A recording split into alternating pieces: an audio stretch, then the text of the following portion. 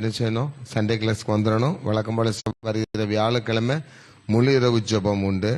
அதுக்காக நீங்கள் உற்சாகமாக ஜெபம் பண்ணுங்க, நல்லா கலந்து கொள்ளுங்க. ஜெப தேவைகளுக்கு எப்பவுமே நாங்கள் ஜெபிக்கும்படி உங்களுக்கு காத்திருக்கிறோம். நான் இல்லாட்டியும் வீட்டில் பாசமாக இருப்பாங்க, ஜெபம் பண்ணுவாங்க. இந்த ஆலயம் எப்பொழுதும் திறந்தா இருக்கும். சில அந்த அருமையான கங்கை மேலங்கள் வந்திருக்கிற அருமையான சகோதரிகள் இங்கே தனியாக இருந்து நல்ல மணிக்கணக்காக ஜெபம் பண்ணிட்டு போகிறாங்க. அது அவங்களுக்கு நல்ல பிரயோஜனமான காரியங்களாக இருக்கும் என்று நம்புகிறோம். இப்பொழுது நாம் தேவனை துதிக்க போகிறோம். கர்த்தர் நல்லவர், அவருடைய வார்த்தை வல்லமை நிறைந்த வார்த்தை. ஒரு வார்த்தை ஆண்டவர் சொன்னார்னா அகிலமும் நடுங்கும். அல்லேலூயா. அண்ட சராசரத்தையும் அசைக்கின்ற கர்த்தருடைய வார்த்தை. நாம் எழுந்திருந்து தேவனை துதிக்க போகிறோம். ஒரு வார்த்தை சொல்லும் கர்த்தாவே, எங்கள் வாழ்க்கையெல்லாம் செழிப்பாகுமே. 431வது பாடல். ஒரு வார்த்தை சொல்லும் கர்த்தாவே. நல்ல சந்தோஷமா மகிழ்ச்சியா மனதை உள்ளத்தை திறந்து ஆண்டவரை எனக்காக ஒரு வார்த்தை சொல்லுங்க. இன்னைக்கு யாரெல்லாம் போராட்டத்தில் வந்திருக்கீங்களோ, யாரெல்லாம் பிரச்சனையோடு வந்திருக்கீங்களோ, அவங்க எல்லாருமே ஆண்டவரை எனக்கு ஒரு வார்த்தைக்கு நீங்க சொல்லுங்க. ஒரு வார்த்தை சொன்னா எல்லா காரியமும் எனக்கு மாறும் சொல்லி சந்தோஷத்தோடு ஒப்பு கொடுத்து நாம் ஜெபிப்போம். நிச்சயமா ஆண்டவர் பெரிய காரியங்களை செய்வார்.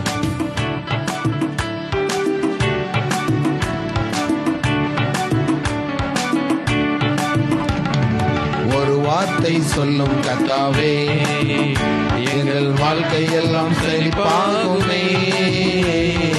ஒரு வார்த்தை சொல்லும் கர்த்தாவே, வாழ்க்கையெல்லாம் செழிப்பாகுமே. ஒரு வார்த்தை சொல்லும் கர்த்தாவே, வார்த்தையிலே சுகம், வார்த்தையிலே மதுரம், வார்த்தையிலே எல்லாம் சந்தோஷம். வார்த்தையிலே சுகம், வார்த்தையிலே மதுரம், வார்த்தையிலே எல்லாம் சந்தோஷம். ஒரு வார்த்தை சொல்லும் கர்த்தாவே, எங்கள் வாழ்க்கையெல்லாம் செழிப்பாகுமே. ஒரு வார்த்தை சொல்லும் கர்த்தாவே, பாவசாப நோய்கள் எல்லாம் பனித்துளி போல் மறைந்து போகுமே. பாவசாப நோய்கள் எல்லாம் பனித்துளி போல் மறைந்து போகுமே. துன்பம் நீங்கிடும், இன்பம் ஓங்கிடும். துன்பம் நீங்கிடும், இன்பம் ஓங்கிடும். ஒரு வார்த்தை சொன்னால் போதுமே கர்த்தாவே, ஒரு வார்த்தை சொன்னால் போதுமே. வார்த்தையிலே சுகம், வார்த்தையிலே மதுரம், வார்த்தையிலே எல்லாம் சந்தோஷம். வார்த்தையிலே சுகம், வார்த்தையிலே மதுரம், வார்த்தையிலே எல்லாம் சந்தோஷம். ஒரு வார்த்தை சொல்லும் கர்த்தாவே, எங்கள் வாழ்க்கையெல்லாம் செழிப்பாகுமே. ஒரு வார்த்தை சொல்லும் கர்த்தாவே, இருளான வாழ்க்கை எல்லாம் வெளிச்சமாகி பிரகாசிக்குமே. இருளான வாழ்க்கை எல்லாம் வெளிச்சமாகி பிரகாசிக்குமே. ஒளி தோன்றிடும், இருள் நீங்கிடும். ஒளி தோன்றிடும், இருள் நீங்கிடும். ஒரு வார்த்தை சொன்னால் போதுமே. ஒரு வார்த்தை சொன்னால் போதுமே. ஒரு வார்த்தை சொல்லும் கர்த்தாவே, எங்கள் வாழ்க்கையெல்லாம் செழிப்பாகுமே. ஒரு வார்த்தை சொல்லும் கர்த்தாவே, வார்த்தையிலே சுகம், வார்த்தையிலே மதுரம், வார்த்தையிலே எல்லாம் சந்தோஷம். நல்ல சத்தமா படிப்போம். வார்த்தையிலே சுகம், வார்த்தையிலே மதுரம், வார்த்தையிலே எல்லாம் சந்தோஷம். மாறாவின் தண்ணீரெல்லாம் மதுரமாக மாறியிருக்குமே. மாறாவின் தண்ணீரெல்லாம் மதுரமாக மாறியிருக்குமே. கண்ணீர் மறைந்திடும், கவலை தீர்ந்திடும். கண்ணீர் மறைந்திடும், கவலை தீர்ந்திடும். ஒரு வார்த்தை சொன்னால் போதுமே. ஒரு வார்த்தை சொன்னால் போதுமே. வார்த்தையிலே சுகம், வார்த்தையிலே மதுரம், வார்த்தையிலே எல்லாம் சந்தோஷம். நல்ல கைகளை தட்டி உற்சாகமா. உம் வார்த்தையிலே சுகம், உம் வார்த்தையிலே மதுரம், உம் வார்த்தையிலே எல்லாம் சந்தோஷம். ஒரு வார்த்தை சொல்லும் கர்த்தாவே, எங்கள் வாழ்க்கையெல்லாம் செழிப்பாகுமே. ஒரு வார்த்தை சொல்லும் கர்த்தாவே, உங்க வார்த்தையிலே சுகம், உம் வார்த்தையிலே மதுரம், உம் வார்த்தையிலே எல்லாம் சந்தோஷம். உங்க வார்த்தையிலே சுகம், உம் வார்த்தையிலே மதுரம், உம் வார்த்தையிலே எல்லாம் சந்தோஷம். ஒரே ஒரு வார்த்தை சொன்னாரே, வேலைக்காரன் சொஸ்தமானானே. ஒரே ஒரு வார்த்தை சொன்னாரே, வேலைக்காரன் சொஸ்தமானானே. சுத்தமாகு என்று சொன்னாரே, குஷ்டரோகி சொஸ்தமானானே. சுத்தமாகு என்று சொன்னாரே, குஷ்டரோகி சொஸ்தமானானே. கூடாதது ஒன்றுமில்லையே, கூடாதது ஒன்றுமில்லையே, கூடாதது ஒன்றுமில்லையே, கூடாதது ஒன்றுமில்லையே. என் தேவனால் கூடாதது, கூடாதது ஒன்றுமில்லையே. நம் தேவனால் கூடாதது, கூடாதது ஒன்றுமில்லையே. உம் வார்த்தையிலே சுகம், உம் வார்த்தையிலே மதுரம், உம் வார்த்தையிலே எல்லாம் சந்தோஷம். உம் வார்த்தையிலே சுகம், உம் வார்த்தையிலே மதுரம், உம் வார்த்தையிலே எல்லாம் சந்தோஷம். கூடுமே எல்லாம் கூடுமே, உம்மாலே எல்லாம் கூடும். கூடாதது எதுவுமில்லை, உம்மால் கூடாதது ஒன்றுமில்லை. கூடுமே கூடுமே எல்லாம் கூடுமே, உம்மாலே எல்லாம் கூடும். கூடாதது ஒன்றுமில்லை, உம்மால் கூடாதது ஒன்றுமில்லை. கடல் மீது நடந்தீரையா, கடும் புயல் அடக்கினீரே. கடல் மீது நடந்தீரையா, கடும் புயல் அடக்கினீரே. சாத்தானை ஒடுக்கினீரே, சர்வ வல்லவரே. சாத்தானை ஒடுக்கினீரே, சர்வ வல்லவரே. கூடுமே எல்லாம் கூடுமே, உம்மாலை எல்லாம் கூடும். கூடாதது ஒன்றுமில்லை, உம்மால் கூடாதது ஒன்றுமில்லை. பரம எருசலேமே, பரலோகம் விட்டிறங்குதே. அலங்கார மணவாட்டியாய் அழகாக ஜொலித்திடுதே. பரம எருசலேமே, பரலோகம் விட்டிறங்குதே. அலங்கார மணவாட்டியாய் அழகாக ஜொலித்திடுதே. ஆமென் அல்லேலூயா, ஆமென் அல்லேலூயா, ஆமென் அல்லேலூயா, ஆமென் அல்லேலூயா. கண்ணீர் யாவும் கனிவோடு துடைத்திடுவார், என்ன மதின் ஏக்கங்கள் தீர்த்திடுவார். மரணமில்லை, மனநோயின் துயரமில்லை, அலறல் இல்லை, அழுகையின் சோகமில்லை. தலைநகராம் எருசலேமே, கைகளை தட்டி தலைநகராம் எருசலேமே, தலைநகராம் எருசலேமே. பரலோகம் விட்டிறங்குதே. அலங்கார மணவாட்டியாய்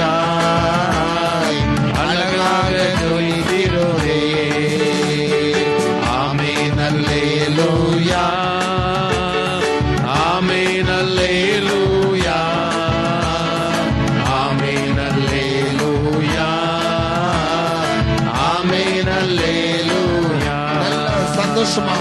ஆமென் அல்லேலூயா, ஆமென் அல்லேலூயா, ஆமென் அல்லேலூயா, ஆமென் அல்லேலூயா.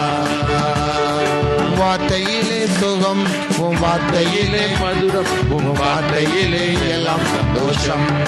சந்தோஷம். உம் படிப்போம். வார்த்தையிலே சுகம், உம் வார்த்தையிலே மதுரம், உம் வார்த்தையிலே எல்லாம் சந்தோஷம். கூடாதது ஒன்றுமில்லையே, கூடாதது ஒன்றுமில்லையே, கூடாதது ஒன்றுமில்லையே, கூடாதது ஒன்றுமில்லையே. என் தேவனால் கூடாதது, கூடாதது ஒன்றுமில்லையே. நம் தேவனால் கூடாதது, கூடாதது ஒன்றுமில்லையே. ஹல்லேலூயா, ஹல்லேலூயா. கர்த்தர் நல்லவர். தேவனால் கூடாத காரியம் ஒன்றுமில்லை. இன்னைக்கு உங்களுக்கு நீங்க மனசுல எதெல்லாம் நினைச்சிட்டு வந்தீங்களோ ஆரம்பத்திலே ஆண்டவர் செய்தார். அவர் செய்ய நினைத்தது தடைப்படாது. அவரால் எல்லா காரியங்களும் உங்களுக்கு வாய்க்க பண்ணுவார். கர்த்தர் உங்களோடு இருப்பாராக. நாம் கர்த்தருடைய செய்தி கடந்து செல்வதற்கு முன்பதாக ஒரு நிமிடம் அப்படியே கண்களை மூடி ஜெபிப்போம். நல்ல ஆண்டவரே, உம்மை நாங்கள் நன்றியோடு துதிக்கிறோம், சோத்தரிக்கிறோம். இனி ஜீவிப்பது நாங்கள் அல்ல, நீரே எங்களுக்குள் ஜீவிக்கிறவரப்பா. ஆண்டவரே, நீர் கொடுத்திருக்கிற வார்த்தை வந்திருக்கிற இந்த சிறுகுட்ட மக்களுக்கு பெரிய ஒரு ஆசீர்வாதமாக மாற உதவி செய்யுங்க. பலப்படுத்தும், திடப்படுத்தும் சோர்வுகளை அகற்றி போடும் அப்பா. இன்னும் நேரம் உண்டு ஆண்டவரே. அநேகர் வாஞ்சோடு இருக்கிற தடைப்பட்டு போனவர்களும் கூட ஆண்டவர் நீர் கொண்டு வந்து இந்த வார்த்தைகளை மன்னாவை பெற்றுக்கொள்ள உதவி செய்யும். தடைகளை அகற்றும். இயேசுவின் நாமத்தில் ஜெபிக்கிறோம் பிதாவே, ஆமீன். உட்காருங்க. இயேசு கிறிஸ்துவின் இனிய நாமத்தினாலே உங்களை நான் வாழ்த்துகிறேன். சரியான நேரத்துக்கு இந்த ஆராதனை முடிச்சிடலாம். நீங்கள் ஒன்றும் பயப்பட வேண்டிய அவசியம் இல்லை. உங்களுக்காக நல்ல ஆகாரம் எங்களால் முடிந்த அளவுக்கு நாங்கள் ஆயத்தம் பண்ணி வச்சிருக்கிறோம். கர்த்தர் உங்களுக்கு பெரிய காரியங்களை செய்வாராங்க. ஈவிலின் கொஞ்சம் இது எடுமா. உபாகமத்தின் புஸ்தகம் 33 அதிகாரம் 29 வசனத்தை எடுங்க. உபாகமம் 33 அதிகாரம் 29 வசனம். உபாகமம் 33. இஸ்ரவேலே பாக்கியவான், கர்த்தரால் ரட்சிக்கப்பட்ட ஜனமே, உனக்கு ஒப்பானவன் யார்? உனக்கு சகாயம் செய்யும் கேடகமும் உனக்கு மகிமை பொருந்திய பட்டயமும் அவரே. உன் சத்துருக்கள் உனக்கு இச்சகம் பேசி அடங்குவார்கள், அவர்கள் மேடுகளை மிதிப்பாய் என்று சொன்னார். இன்னைக்கு ஆண்டவர் 2 வார்த்தை தான் நமக்கு சொல்றார். ஒன்று, நமக்கு சகாயம் செய்யும் கேடகம். 2வது, நம்மை காக்கும் மகிமை பொருந்திய பட்டயம். ஹல்லேலூயா. ஒரு மனுஷனுக்கு பாதுகாப்பு தேவை. பாதுகாக்கப்படுகிற மனுஷனுக்கு சகாயமும் தேவை, உதவி தேவை. உதவி இல்லாம நம்மளால என்ன செய்ய முடியாது, வாழ முடியாது. ஏதாவது நமக்கு சப்போர்ட் வேணும். பைபிள் சொல்லுது, எனக்கு உதவி வரும் எதை நோக்கி பார்க்கிறேன்? கண்மலையை நோக்கி பார்க்கிறேன், வானத்தையும் பூமியும் படைத்த கர்த்தரிடத்திலிருந்து எனக்கு ஒத்தாசை வரும். ஆனா நம்ம கண்மலையாகிய ஆண்டவரை நோக்கி பார்க்கிறோமா? இல்ல உலகத்துல நமக்கு யார் நமக்கு நம்முடைய மனசு எப்படி இருக்குன்னா, ஏதாவது ஒரு காரியத்தை நம்ம திங்க் பண்ணி எனக்கு இது கிடைக்கும் நினைக்கும் போது இதை எனக்கு கர்த்தர் தருவாருங்கிற நம்பிக்கை முதல்ல நமக்கு என்ன செய்யாது, இருக்காது. ஏதாவது ஒரு மனுஷனை வேற நல்ல சைட் சப்போர்ட் பண்ணுவாங்க அப்படின்னு சொல்லி நம்பி போயிட்டு காலை உள்ள உடிச்சு பெற என்ன செய்ய முடியாது, எடுக்க முடியாது. அங்கிருந்து சகாயமும் நமக்கு கிடைக்காது. வேதம் சொல்லுகிறது, சகாயம் செய்யும்படி கர்த்தரின் கரம் என்ன செய்யவில்லை, குறுகி போகவில்லை. நான் உன்னை பலப்படுத்தி உன்னை நான் என்ன செய்வேன், சகாயம் பண்ணுவேன் பைபிள் சொல்றாரு. சகாயம் பண்ணுகிற கேடயம், உதவி செய்கிற ஆண்டவர். 2வது, நம்மை பாதுகாக்கிற இறைவன். நம்மை பாதுகாக்கிற இறைவன். ஒரு சகோதரன் நேற்று சொன்னாங்க, நைட்டு நாங்கள் இருந்து பேசிட்டு இருக்கும்போது தூத்துக்குடியில் ஒரு சகோதரனை குறித்து சொன்னாங்க. உட்காந்து பேசிட்டு சாப்பிட்டுட்டு, உங்கள் அண்ணன் எங்கே இருக்காருன்னா இப்போதான் சாப்பிட்டு இருந்த அதில் நின்று பேசிட்டு இருந்தாருன்னு சொன்னாங்களாம். ஆனால் அங்கே போய் பார்த்தா நின்ன நிலையில காட்டுறக்கு வந்து என்ன செஞ்சிட்டாரு, செத்து போயிட்டாரு. ஒரு 2 நாளைக்கு முன்னாடி ஒரு சோக சம்பவம் நடந்துச்சு MIT காலேஜில் கேண்டீனில். அங்கே ஒரு அம்மா ஐயா அப்படி தான் வேலை பார்த்துட்டு இருந்தாங்க. கேண்டீன் ஒர்க்லாம் முடிஞ்சு மீதமுள்ள சாப்பாடெல்லாம் என்ன செஞ்சுட்டு போவாங்க. வேலை செய்கிறவங்க எடுத்துகிட்டு போகும்போது முன்வாசல் வழியாக என்ன செய்யக்கூடாது, போகக்கூடாது, பின்வாசல் வழியாக தான் போகணும் அப்படின்னு சொன்னாங்க.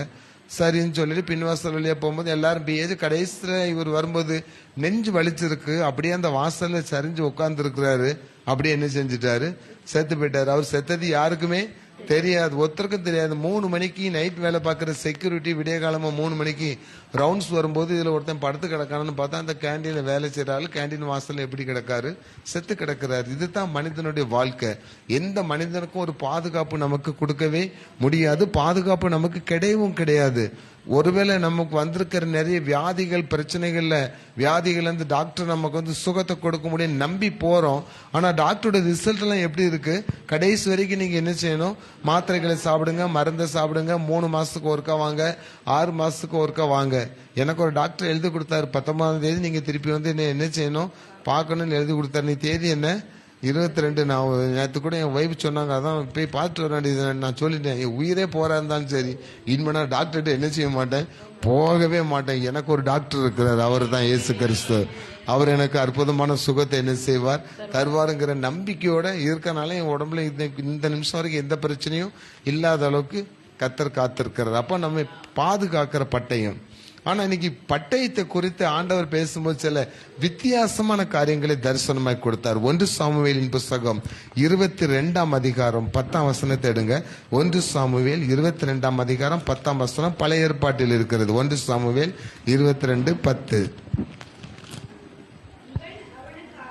இவன் அவனுக்காக கர்த்தரிடத்தில் விசாரித்து அவனுக்கு வழியை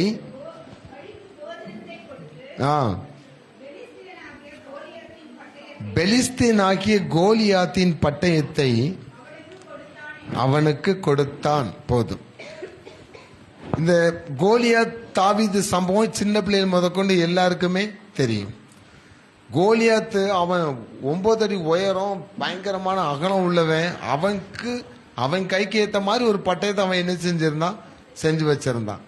நம்ம ஸ்டைலுக்கு ஒரு சின்ன கத்தி போதும், ஆனா ராட்சதனுக்கு அவனுக்கு ஏத்த மாதிரி ஒரு பெரிய வாள் செஞ்சு வச்சிருக்கான், பட்டயம் செஞ்சு வச்சிருக்கான். கோலியாத்துக்கும் தாவீதுக்கும் பிரச்சனை வரும்போது தாவீது கையில எந்த விதமான ஆயுதமும் கிடையாது, கல்லு மட்டும் தான் இருக்குது. ஆனா அவன் அவ்வளவு பெரிய பட்டயத்தை வச்சுட்டு நின்றவன ஒரு கல்லை கொண்டு என்ன செய்தான், வீழ்த்தினான். அந்த கல்லுக்கு பெயர் வந்து கர்த்தருடைய நாமம். சேனைகளின் தேவனாக்கிய கர்த்தருடைய நாமத்தினாலே நான் வருகிறேன்னு சொன்னா அந்த கல்லுக்கு அவ்வளவு பெரிய ராட்சதனை ஒற்றை கல்லால வீட்டுக்குரிய வல்லம் இருந்தது. அந்த பட்டயத்தால, அந்த பட்டயத்தை வச்சுதான் தாவீதை கொலை பண்ணணும்னு அவசியம் இல்லை. வாங்கி ஒரு அறை விட்டாலே தாவீதை என்ன செஞ்சிருவான், செத்துருவான், சின்ன பையன். ஆனா அந்த பட்டயத்துக்கு என்ன வேலைன்னா இஸ்ரவேலர்களை அழிப்பதற்காக அவன் கையில கொடுக்கப்பட்ட பெரிய பட்டயம் சொல்லப்பட்டிருக்கு. அதனோட வெயிட்டே எவ்வளவோன்னு இந்த பைபிள் சொல்லியிருக்கு. ஆனா சூழ்நிலைகளை பாருங்களேன், நம்மை அழிப்பதற்கு பட்டயங்கள் இருக்கலாம். நம்மை அழிப்பதற்கு மிகப்பெரிய பட்டயம் யார் கையில இருக்கலாம், சத்துரு கையில இருக்கலாம். ஆனா தாவீது கர்த்தரை துதிப்பதில், கர்த்தரை பாடுவதில், கர்த்தர் மேல் நம்பிக்கையா இருப்பதில், கர்த்தரோடு பேசுவதில், கர்த்தருக்குள் தன்னை திடப்படுத்திக் கொள்வதில் உண்மை உள்ளவனாய் இருந்தான். தாவீதை குறித்து சொல்லப்பட்டிருக்கு, அவன் என் இருதயத்திற்கு ஏற்றவன். தாவீதை போல நாம் கர்த்தருடைய இருதயத்துக்கு ஏற்றவனா இருந்தா என்ன தெரியுமா நடக்குது, எந்த பட்டயத்தை கொண்டு தாவீதை வீழ்த்த வேண்டும் என்று கோலியாத்து நினைச்சானோ அந்த கோலியாத்து கையில் இருக்கிற பட்டயத்தை தான் இப்ப எடுத்து யார்கிட்ட கொடுக்கறாங்க, தாவீது கையில கொடுத்து நீ யுத்தத்துக்கு போ. ஏன்னா தாவீது இந்த அகிமேலேக்குங்கிற இடத்துல போகும்போது பசியோட போறான்.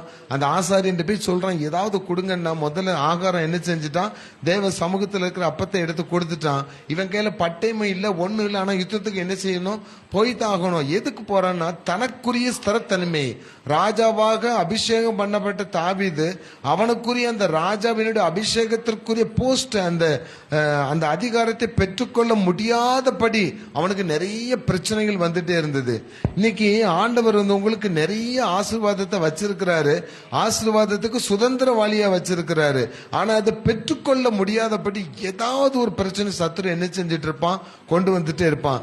அந்த சத்துரு கொண்டு வர்றதான் உங்களுக்கு எதிரான பெரிய பட்டயம். இன்னைக்கு அவன் கையில் அந்த பட்டயம் இதுவரைக்கும் இந்த நிமிஷம் வரைக்கும் இருக்கு. ஆனா இப்ப நம்ம வாசித்த வசனத்தின்படி கர்த்தரை நம்பி வந்திருக்கிற பிள்ளைகளாகிய உங்களுக்கு ஆண்டவர் சொல்றாரு, அவன் கையில எந்த பட்டயம் இருக்குதோ அந்த பட்டயத்தை எடுத்து உன் கையில என்ன செய்ய போகிறேன், தரப்போகிறேன். அல்லேலூயா. உங்க கையில இதுவரைக்கும் இருந்தது சின்ன ஆயுதம், இப்ப ராட்சதன் கையில இருந்த மிகப்பெரிய பட்டயத்தை எடுத்து உங்க கையில கொடுக்கிறாருன்னா, இனிமேல் உங்கள் சத்துருக்களை வீழ்த்துவதற்கு தேவன் கொடுத்திருக்கிற பட்டயம் உங்களுக்கு பாதுகாப்பை கொடுக்க போகிறது. அல்லேலூயா. அப்போ உங்கள் கையில வந்து இனிமே உங்களுடைய பாதுகாப்புக்கு எங்க இருந்து உங்களுக்கு பாதுகாப்பு வருதுன்னா, உங்களை அழிக்க வேண்டும், உங்களை சிக்கல்ல மாட்டி விடணும், உங்களுக்கு விரோதமா ஏதாவது பண்ணணும், உங்க குடும்பத்துக்கு ஏதாவது விரோதமா பண்ணணும்ட்டு எவன் யோசித்து அதுக்குரிய ஆயுதத்தை வச்சிருந்தானோ அது இப்ப யார் கையில வந்துருது, உங்க கையிலே வந்துருது. ஏசாவில சொல்லுது, இதோ தத்தளிக்கும் பாத்திரத்தை உன் கையிலிருந்து என்ன செய்கிறேன், எடுத்து போடுகிறேன், அதில் உள்ள வண்டல்களை நீ இனி கொடுப்பதில்லை. இந்த பாத்திரத்தை யார் வாங்கையில கொடுத்தாங்களோ அதை அவனுக்கே கொடுத்து அவனே குடிக்க வைக்க போறேன் அப்படின்னு சொல்றாரு. அப்ப காரியங்களை மாறுதலாய் முடிய பண்ணிக்கிற ஆண்டவர்கள். அல்லேலூயா. அப்போ நீங்க உங்க குடும்பத்துல நிறைய காரியங்கள் எப்படின்னா, மன நிம்மதியை கெடுக்கிற சறுக்கு சறுக்கு சறுக்குன்னு வார்த்தைகளை கொண்டு உங்களை ரொம்ப மனச வேதனை, வார்த்தை தான் ஒரு பெரிய பட்டயமாவே இருக்கு. என்னத்தையா சொல்லி நம்மளை குறைஞ்சிட்டே இருப்பாங்க. அந்த பட்டயத்தை ஆண்டவர் உங்களுக்கு கொடுத்துட்டு சொல்றாரு, உனக்கு எதிரான ஆயுதங்கள் ஒண்ணு என்ன செய்யாது, வாய்க்காதே போகும். உனக்கு எதிராக பேசின நாவை இனி நீ என்ன செய்ய போகிறாய், குற்றப்படுத்த போகிறாய். அல்லேலூயா.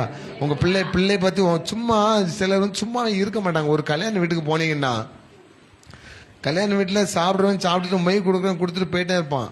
ஆனா இதுக்குன்னு ஒரு கூட்டங்க இருப்பாங்க. எதுக்குன்னு அதில் சேரை போட்டு வட்டமா என்ன செஞ்சுடுவாங்க, உட்காந்து பேசிட்டு இருப்பாங்க. அந்த நேரம் நம்ம கிராஸ் பண்ணி போகும்போது நம்மளை பத்தி டைலாக் என்ன செய்யும் வரும். அந்த போற ஒரு எங்க அப்பா பேரே சொல்லுவாங்க, டேட்டாத்தர் மகன் தானே, ஆள் பார்த்தா இப்ப நல்லா செழிப்பா இருக்கானா, இதுக்கு முந்தைய எப்படி இருந்தான், என்ன செஞ்சுட்டு இருக்கான், இந்த மாதிரி ஏதாவது கடையில வேலை செய்யறான், கடையில வேலை செய்யறவன் எப்படி செழிப்பா இருக்கான், கடையில ஒரு திருடுவானோ இங்க ஆரம்பிச்சு விட்டுருவாங்க. நெருப்பை என்ன செஞ்சு விட்டுருவாங்க, பத்த வச்சு விட்டுருவாங்க. இதுல கேட்டுட்டு இருக்க 9 பேரும் நம்மளை பார்க்கும்போது இவன் கடையில திருடுவானோ, அதனாலதான் இவன் இப்படி இருக்கானோ, இந்த சம்பளத்துல இப்படி அப்படி பேசிட்டு இருக்கும் போதே நான் அந்த பாதைக்கு வாரேன்னு வச்சுருங்களேன். இன்னொரு பெருசு நம்மளை கூட்டு கேட்கும், எங்கப்பா வேலை பார்க்கறங்க, எவ்வளவு சம்பளம், 10,000 சம்பளத்தை வச்சா நீ இப்படி இருக்கிற அப்படின்னு என்ன செஞ்சிருவாங்க, நெருப்பு என்ன செஞ்சிருவாங்க, பத்திச்சு விட்டுருவாங்க. இன்னும் ஒரு சகோதரி போவாங்க, அன்னை தான் வீட்டுல இருந்து வரும்போது காலில் லேசா அடிபட்டிருக்கும், லேசா காலை சரிச்சு நடந்தா, அந்த போற பேரு கமலமாக அவளுக்கு கால் நொண்டியா, கால் சரிச்சு நடக்கிறாளான்னு ஆரம்பிச்சு விடுவாங்க. இப்படி ஒரு கூட்டம் தேவையில்லாம பேசி கடைசியில் அது எங்க வந்து நிற்கும், நம்மளை வந்து இதயத்தை வந்து ரொம்ப பாதிக்கும். என்னடா நம்மளை குறித்து நமக்கு பேக்ல இப்படிலாம் பேசுறாங்களேன்ட்டு நம்மளை பார்க்கும்போது எப்படி சொல்லுவாங்க, நீ ரொம்ப நல்ல பிள்ளை நல்லவன்னு சொல்லிட்டு பின்னாடி நமக்கு மோசமா நம்ம குடும்பத்தை பத்தி பிள்ளைகளுக்கு பேசுவாங்க. இதுதான் பெரிய பட்டயம், மோசமான பட்டயம். ஆண்டவர் சொல்லுகிறார், இன்னைக்கு உனக்கு எதிராக எவெல்லாம் அப்படி பேசினானோ, உன் குடும்பத்துக்கு விரோதமா யாரெல்லாம் அப்படி பேசினானோ, உன் பிள்ளைகளுக்கு விரோதமா யாரெல்லாம் அப்படி பேசுறாங்களோ, உங்க புருஷனுக்கு உங்க தொழிலுக்கு விரோதமா யாரெல்லாம் பேசுறாங்களோ அவர்களை நீ குற்றப்படுத்த போகிறாய். அந்த பட்டயத்தை எடுத்து ஓங்கையில என்ன செஞ்சிட போறேன், கொடுக்க போறேன் அப்படின்னு ஆண்டவர் சொல்லுகிறார். அந்த பட்டயம் நம்மை காக்கும் பட்டயமாக, நம்முடைய சத்துருக்களுடைய வார்த்தைகளை அழிக்கும் பட்டயமாக கர்த்தர் கொடுக்க போகிறார். இரண்டாவது, கர்த்தருடைய பிள்ளைகளுக்கு ஒரு பட்டயத்தை ஆண்டவர் செய்திருக்கிறார், ஆயத்தப்படுத்தி வைத்திருக்கிறார். ஏசாயா 49 அதிகாரம் 2 வசனத்தை எடுத்தவங்க வாசிங்க. ஏசாயா 49 அவர் என் வாயை கூர்மையான பட்டயமாக்கி தமது கரத்தின் நிழலினால் என்னை மறைத்து என்னை துலக்கமான அம்பாக்கி என்னை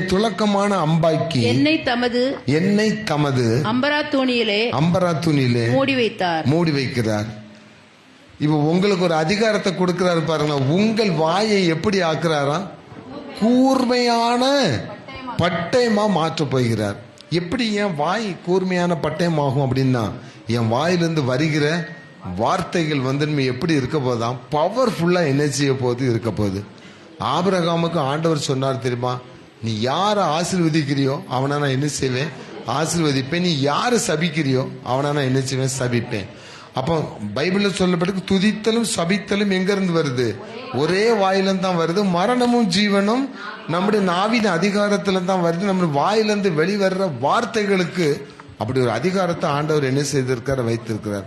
வார்த்தைகள் எங்கிருந்து உருவாக்குறது? நாங்கள் ஒரு நாள் இரவு கூடுகையில் நாங்கள் அதை ரொம்ப தியானிச்சோம். ஒரு மனிதனுடைய இதயத்துல தோன்றுகிற பொல்லாத சிந்தனை எங்க போகுது? முதல்ல மூளை பகுதிக்கு போய் அங்கிருந்து ஒரு ஆர்டர் ஒன்று என்ன செய்து வருது. இந்த ஆர்டர் நம்ம சயின்ஸ் படி பார்த்தீங்கன்னா உதர விதானம்னு ஒண்ணுங்க என்ன செய்து இருக்குது.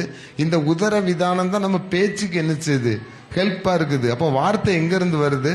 சரீரத்தை ரெண்டா பிரிக்கிற உதர விதானத்துல தான் என்ன செய்யுது, வார்த்தைகள் வருது. அதை ஊக்குவிக்கிறது மூளை ஊக்குவிக்கிறது, ஆர்டர் கொடுக்குது. ஆர்டர் கொடுத்தும் ஒருத்தன் பேசாம இருக்கான அவன் யாரு? ஊமையா இருக்கிறான். அவ்வளவுதான். சத்தம் என்ன செய்யாது, வராது. ஆனா கோவம் எங்க இருக்கும்? மனசுல இருக்க அடிச்சு மூஞ்ச பிச்சிருவேன் அப்படின்னு சொன்னா அந்த கோவம் மூஞ்சில தெரியுமே தவிர வார்த்தை என்ன செய்யாது, வெளிவராது. ஆனா ஆர்டர் எங்க இருந்து வரும்? மூளையிலிருந்து வருது. அதை அவனால செயல்படுத்த முடியல. இன்னைக்கு நீங்க உங்களை இருதயத்தை நீங்க நல்லா சுத்தப்படுத்தி உள்ள ஆண்டவர் வாசம் பண்ணாருன்னா உள்ளிருந்து புறப்படுகிற வார்த்தை, அந்த சிந்தனைக்குரிய இது எங்க வருது? மூளைக்கு வந்து மூளையிலிருந்து உதார விதானத்துல வந்து வார்த்தைகள் வரும்போது வல்லமை உள்ள வார்த்தைகளா வெளிவருமா? இயேசு கிறிஸ்து அற்புதங்களை செய்யும் போது பைபிள் சொல்லுகிறது, மத்தேயு 8ஆம் அதிகாரம் 16ஆம் வசனத்தை வாசி பாருங்க. மத்தேயு 8ஆம் அதிகாரம் 16ஆம் வசனம். அஸ்தமனமான போது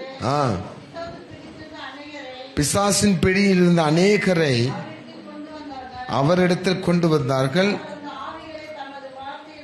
அவர் அந்த ஆவிகளை தம்முடைய வார்த்தையினாலே துரத்தினார். ஒரு பிசாசு பிடித்த மனுஷனை ஆண்டவர்கிட்ட கொண்டு வராங்க. எல்லாரும் பயந்து ஓடுறான். பைபிள்ல மார்க் எழுதின சுவிசேஷத்துல சொல்லப்பட்டிருக்கு, அவன் தன்னால போய் நெருப்புக்குள்ள விழுறான், தன்னால தீக்குள்ள விழுறான். அவனை கட்டுப்படுத்த யாராலுமே முடியல. அதை நாங்க எல்லா இடத்துலயும் போய் பார்த்துட்டோம். கடைசியில உங்களுடைய சீசர்கள்ட்டையும் கொண்டு வந்து அவங்களால என்ன செய்ய முடியாம போச்சு. கடைசியில என்ன செஞ்சிருக்கோம், உங்ககிட்ட கொண்டு வந்திருக்கோம்.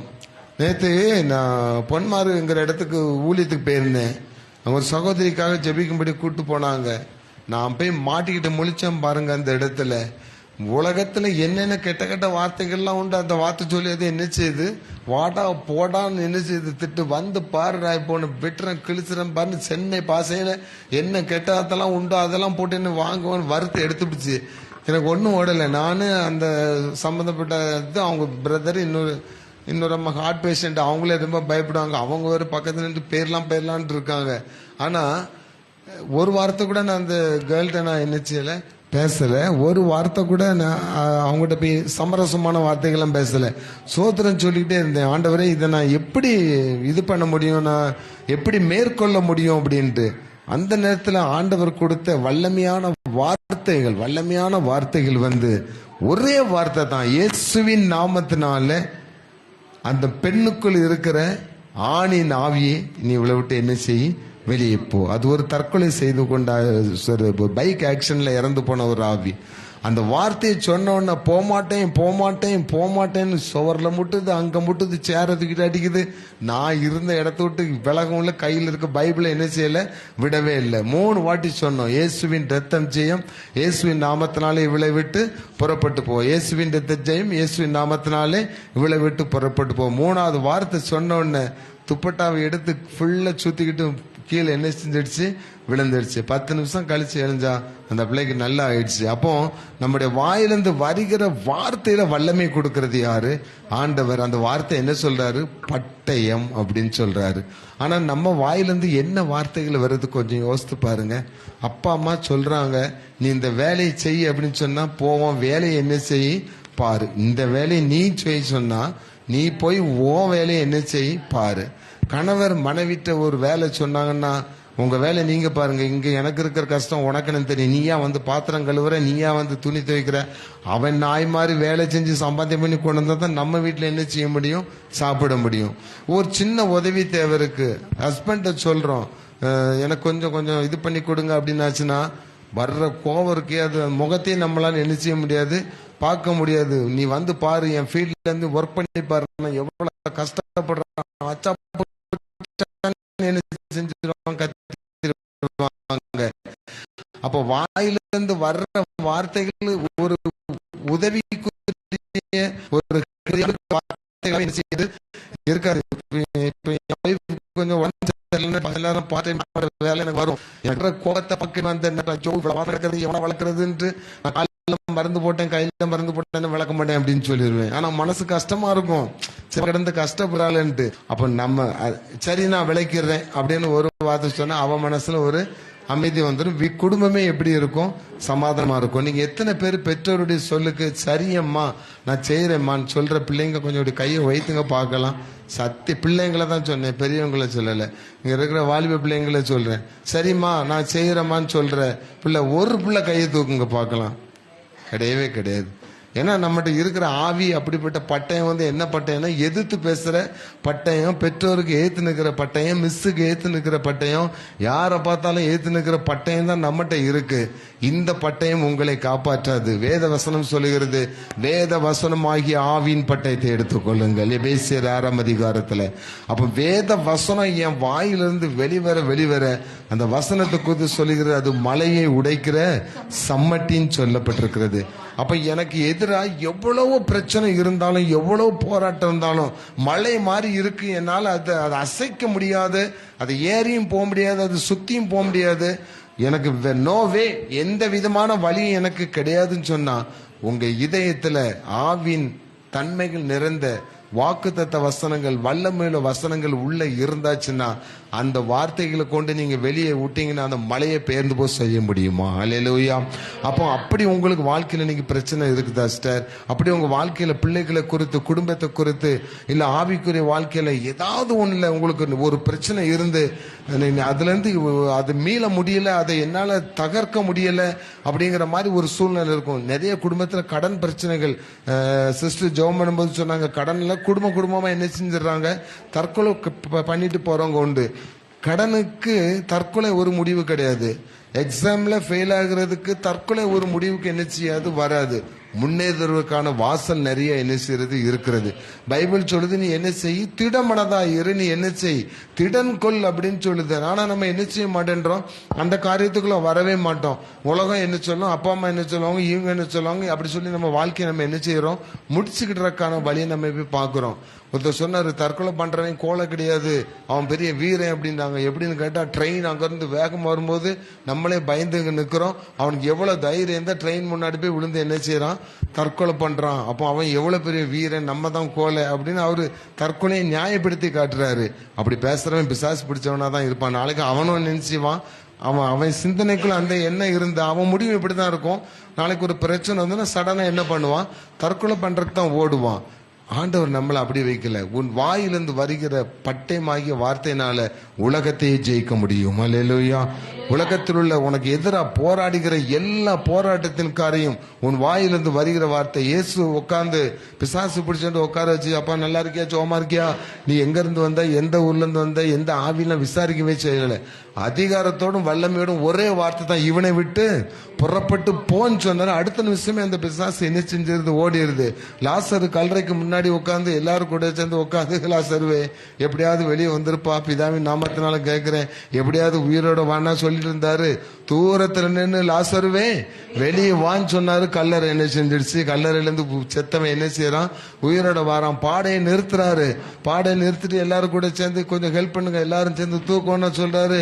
வாலிபனே எழுந்துருன்னு சொன்னாரு. ஒரே வார்த்தை தான், ஒரே வார்த்தை தான் சொன்ன உடனே வாலிபன் உயிரோடு என்ன செய்யறான், எழுந்து வாரான். கடல் அங்க கொந்தளிச்சுக்கிட்டு இருக்குது, பயங்கரமா கொந்தளிக்குது. சீசர்கள் கிடந்து குய்யோமியோன்னு கத்திட்டு கிடக்குறாங்க. ஏசு என்ன சொன்னாரு, அந்த கடலை பார்த்து அமர்ந்தரு, இறையாதே, அவ்வளவுதான். அது அப்படியே என்ன செய்யுது, ஆஃப் ஆகுது. ஆண்டவர் சொல்ற, நீங்க விசுவாசத்தோடும் உபவாசத்தோடும் ஜபிக்கும் போது எதை நீங்கள் கேட்டுக்கொள்கிறீர்களோ அசைக்க முடியாததை உங்களால என்ன செய்ய முடியும், அசைக்க முடியும். அப்பதான் சொல்ல, இந்த மலையை பார்த்து பெயர்ந்து போ என்று சொன்னா அது எங்க போய் விழுமா, சமுத்திரத்துல போய் விழுமா. இன்னும் கூட சொன்னார், நீங்க உபவாசித்து ஜெபிக்கும் பொழுது இந்த தெருவில் இருக்கிற அத்தி மரத்தை பார்த்து நீ நடு சமுத்திரத்துல போய் என்ன செய்ய, நடப்பட கடவாயில அந்த மரம் என்ன செய்யுமா, வேரோடு பேந்து போய் எங்க போய் நடணும், கடல்ல போய் நட முடியுமா, கடல்ல அதை நட முடியுமா, அந்த மரத்தை நட முடியும்னு ஆண்டவர் சொல்லுகிறார். அப்படின்னா உலக பிரகாரமா பிராக்டிக்கல் லைஃப் பாத்தீங்கன்னா அது முடியவே முடியாது. ஆனா அதே மாதிரி பெரிய காரியங்களை உன்னால் என்ன செய்ய முடியும்? செய்ய முடியும், சாதிக்க முடியும். உலகத்தால், உலகத்தில் உள்ளவர்களால், ஞானிகளால், விஞ்ஞானிகளால், மிகப்பெரிய பணக்காரர்களால், மிகப்பெரிய அரசியல் தலைவர்கள் சாதிக்க முடியாததை உன் ஒரு வார்த்தையினால என்ன செய்ய முடியும்? சாதிக்க முடியும். அந்த ஒரு வார்த்தை தேவனிடத்திலிருந்து வருகிற வார்த்தையா இருக்க வேண்டுமானால் உன் இதயம் தேவனுடைய ஆலயமாக இருக்க வேண்டும். அந்த ஆலயத்தில் யார் இருக்கணும்? கர்த்தராகிய இயேசு கிறிஸ்து என்ன செய்யணுமா? இருக்கணுமா? லூக்கா எழுதின சுவிசேஷம் 1ஆம் அதிகாரம் 38ஆம் வசனத்தை எடுங்க. லூக்கா 1ஆம் அதிகாரம் 38ஆம் வசனம். அதற்கு மரியாள், இதோ நான் ஆண்டவருக்கு அடிமை, உம்முடைய வார்த்தையின்படி எனக்கு ஆக கடவுது, உம்முடைய வார்த்தையின்படியே எனக்கு ஆக கடவுது என்றால் போதும். மரியாள் எல்லாருக்கும் தெரிஞ்சதுதான். அவ யூத் கேர்ள், அவ வந்து மாதான்னு சொல்லப்படுற அந்த அம்மா வந்து இந்த வார்த்தை வரும்போது கல்யாணம் ஆகாத ஒரு வாலிப பிள்ளை, கன்னிப்பெண், கன்னி மரியாள் தான் அவங்களுக்கு பேரு, வெர்ஜின்.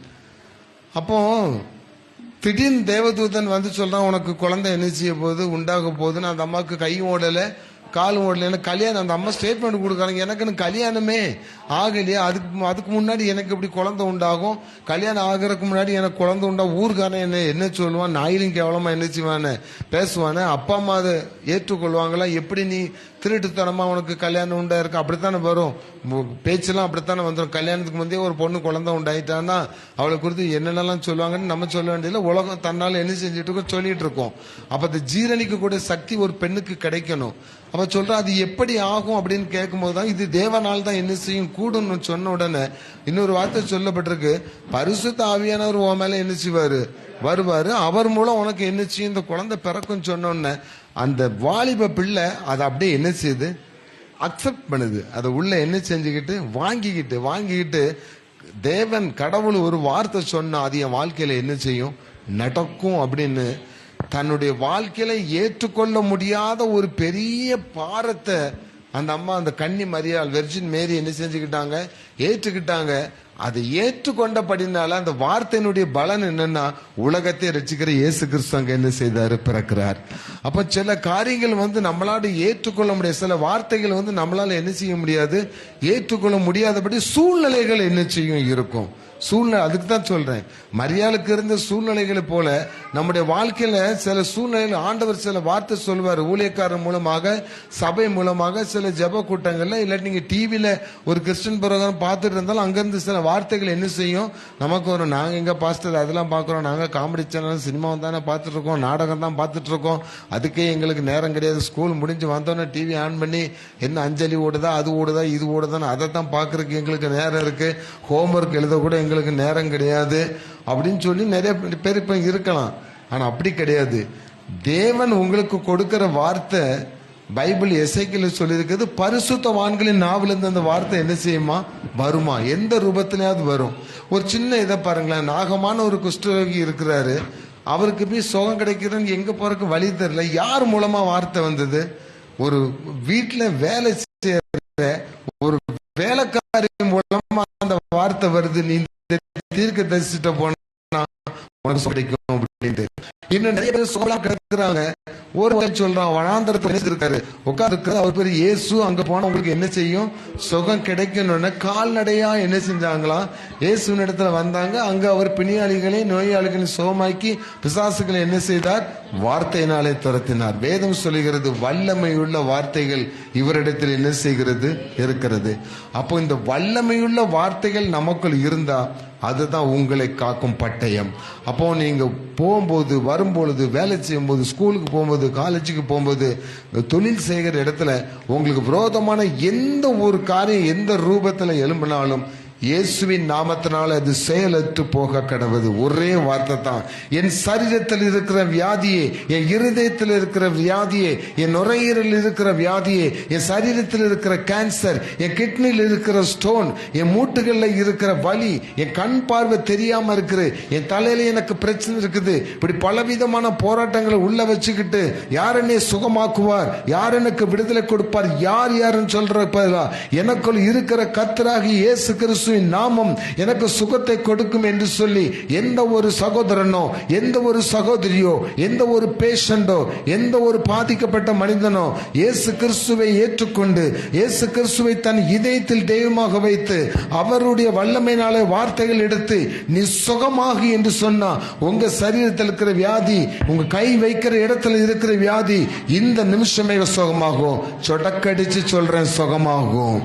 ஆனா உள்ளுக்கு யார் இருக்கணும்? இயேசு இருக்கணும். நம்ம பேசுற வார்த்தை அவருடைய வார்த்தையை என்ன செய்யணும்?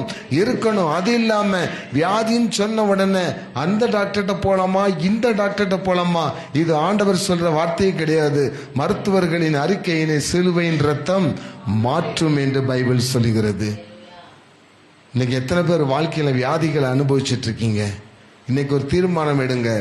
டாக்டர் என்ன வேணாலும் சொல்லட்டுங்க, கஷ்டப்பட்டு பல லட்ச ரூபாய் செலவழிச்சு படிக்கிறாங்க, அதை சம்பாத்தியம் பண்றதுக்கு எதாவது என்ன தான் ஆகணும், சொல்லித்தான் ஆகணும். காலில் முள்ளு இருக்குன்னு சொன்னா தலையில என்ன செய்யணும்? ஆபரேஷன் பண்ணணும். ஏன்னா பாய்சன் எங்க வரைக்கும் ஏறி இருக்கு, தலை வரைக்கும் ஏறி இருக்கு, அதுக்கு ஒரு ஸ்கேன் எடுக்கணும், அப்படி எடுக்குன்னு சொல்லி குறைஞ்சபட்சம் ஒரு பேஷண்ட் போனால் 10,000 பில் போடாம என்ன செய்ய மாட்டாங்க, விடவே மாட்டாங்க. அதனால தான் டாக்டர்கிட்ட போகும்போது கிழிஞ்ச சட்டை போட்டுக்கிட்டு நகைலாம் போடாம போனா நீ வேற டாக்டரை போய் பாருன்னு என்ன செஞ்சிருவாங்க, கவர்மெண்ட் ஆஸ்பத்திரி போன்னு சொல்லி விட்டுருவாங்க. ஏன்னா காசு இல்லைன்னு தெரியும். இன்னைக்கு வியாபாரத்துறையா என்ன செஞ்சிடுச்சு? மருத்துவத்துறை மாறிடுச்சு. ஆண்டவர் ஒரு நாளும் வியாபாரி அல்ல. ஹல்லேலூயா.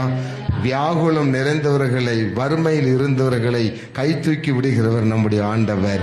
அதுக்கு அவருக்கு நம்ம ஃபீஸ் கட்ட வேண்டிய அவசியம் இல்லை.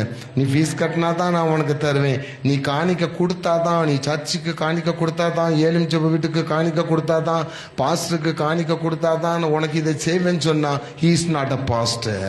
அவர் ஊழியக்காரனே கிடையவே கிடையாது.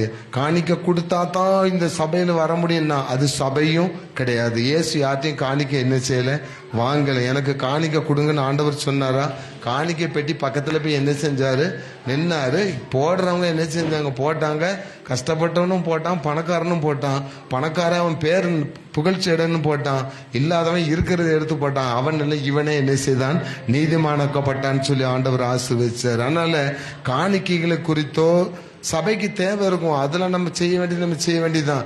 இதை கொடுத்தா தான் எனக்கு ஆண்டவர் இதை செய்வார் அப்படிங்கிற கான்செப்ட் எங்கேயாவது வந்துருச்சுன்னா கள்ள தீர்க்கதரிசிகளுக்கு எச்சரிக்கையாயிருங்கள். பைபிள் சொல்கிறது, ஒருவரும் உங்களை வஞ்சிக்காதபடி எப்படி இருங்க, ஜாக்கிரதையாக இருங்கள். ஏன்னா எப்படி டாக்டர்ஸ் அவங்க பிழைப்புக்காக பார்க்குறாங்களோ, இன்னைக்கு அநேக கர்த்தருடைய வேலை செய்யறவங்களும் அது ஒரு வேலையா நினைச்சு, அதை ஒரு தனக்கு கொடுக்கப்பட்டிருக்க ஏதோ ஒரு ஆபீஸ் வேலை மாதிரி நினைச்சு அதுக்குரிய பணத்தை நம்ம என்ன செஞ்சுட்டு இருக்காங்க, எதிர்பார்த்து குடும்பத்தை நடத்தலாம் அப்படிங்கிற சூழ்நிலை இருந்தாங்கன்னா அந்த இடத்துல எதுவுமே என்ன செய்யாது, நடக்காது.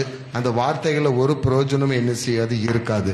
அப்போ இயேசுக்காக நம்ம படிச்சோம், இயேசு கிறிஸ்துவினால் சீடராகவும் விசுவாசத்தில் முன்னடப்போம், விசுவாசத்தில் முன்னடப்போம். அப்ப எனக்குள்ள ஒரு கேடம் இருக்குது, அது என்னதான்? விசுவாசம். ஆவியின் வசனமாகிய பட்டயம் விசுவாசங்கிற கேடகம் நமக்குள்ள என்ன செய்யணுமா, இருக்கணுமா. அது இருந்தா நீங்க போற பாதையில ஆண்டவர் உங்களை என்ன செய்வாரு, ஆசீர்வதிப்பார். அங்க பைபிள் சொல்லுகிறது பாருங்க, ரொம்ப அழகா சொல்லப்பட்டிருக்கு. வெளிப்படுத்தல் 1ஆம் அதிகாரம், இப்பதான் மேட்ருக்கே வரப்போறேன், முடிக்க போறேன். வெளிப்படுத்தல் 1ஆம் அதிகாரம் 16ஆம் வசனத்தை வாசித்து பாருங்க. தமது வலது கரத்திலே 7 நட்சத்திரங்களை ஏந்தி கொண்டிருந்தார். அவர் வாயிலிருந்து இருபுறமும் கருக்குள்ள பட்டயம், அவர் வாயிலிருந்து, இயேசுவின் வாயிலிருந்து இருபுறமும் கருக்குள்ள பட்டயம் புறப்பட்டது. அப்படியே லிசன் மீ, என் ஃபேஸ் கொஞ்சம் பாருங்களேன், அப்படியே என் முகத்து பாருங்களேன். வாயிலிருந்து கத்தி வருமா? வாயிலிருந்து பட்டயம் வருமா? பட்டயம் என் வாயிலிருந்து வந்தா எப்படி இருக்கும்? சில மாறுபட்ட தொழுகைகள் அந்த மாதிரி காட்சிகள்லாம் என்ன செய்து இருக்குது. ஆண்டவர் சொல்லாரு, அவர் வாயிலிருந்து வர்ற பட்டயம், இருபுறம் கருக்குள்ள பட்டயங்கிறது வார்த்தை தான். வார்த்தையாக்கிய பட்டயம் வருது. ஒரு பட்டயம், ஒரு புள்ள கருக்குள்ள பட்டயம் நம்மள என்ன செய்யும், பாதுகாக்கும். இன்னொரு புள்ள நம்ம பாவம் செஞ்சோம்னா கருக்குள்ள பட்டயம் நம்மள என்ன செஞ்சிடும், அறுத்துவிடும். ஒன்னு பாதுகாக்க, இன்னொன்னு என்ன செஞ்சிடும், அறுத்துரும். அந்த பட்டயம் ரெண்டு மேலையும் என்ன செய்யும். நீ ஒழுங்கா இருந்தா அது உனக்கு பாதுகாப்பு, நீ கத்தருக்கு துரோகம்னா அதுதான் உனக்கு வேண பட்டயம். அதான் இருபுறம் கருக்குள்ள பட்டயமா. அப்ப இந்த பட்டயத்தை குறித்து ஆண்டவர் இன்னைக்கு சொல்லுகிற காரியத்தை பாருங்களேன். நம்ம ஏசாயா 27ஆம் அதிகாரம், ஏசாயா 27ஆம் அதிகாரம் 1ஆம் வசனத்தை 2ஆம் வசனத்தை வாசிங்க.